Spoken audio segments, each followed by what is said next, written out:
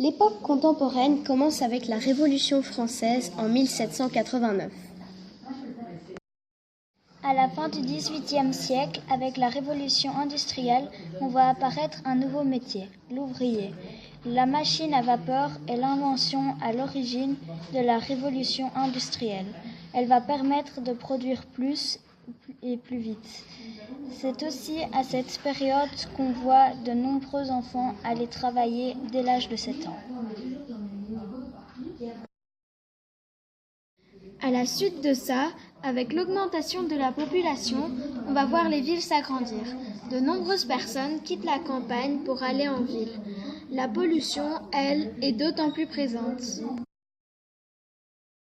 Au XIXe siècle, on va voir apparaître un grand nombre d'inventions comme la pile électrique, le télégraphe, la photographie, l'ampoule électrique qui vont révolutionner la façon de communiquer, de se déplacer, de se divertir, etc.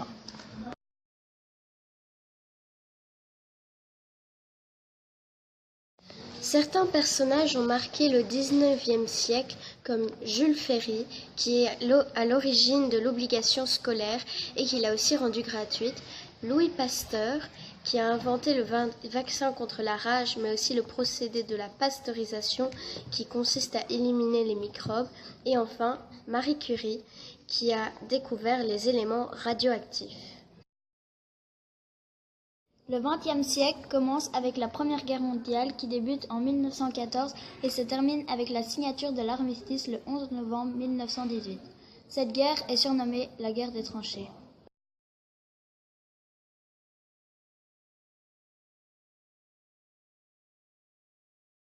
Il y a eu beaucoup de progrès techniques tels que le char, les avions et les armes, mais aussi dans les moyens de communication avec l'invention du téléphone. Mais ça ne s'arrête pas là. Une deuxième guerre mondiale est déclenchée par Adolf Hitler, un dirigeant allemand. Il n'aimait pas ceux qui n'étaient pas de sa race comme les Juifs, qu'il envoyait dans des camps de concentration. Cette guerre prend fin en 1945 et a mobilisé plus de 87 millions de personnes.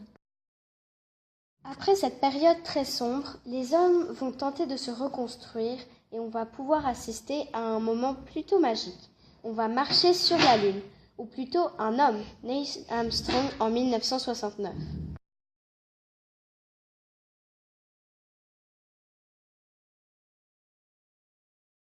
Aujourd'hui, le monde et les nouvelles technologies ne cessent d'évoluer et qui sait de quoi est fait demain ?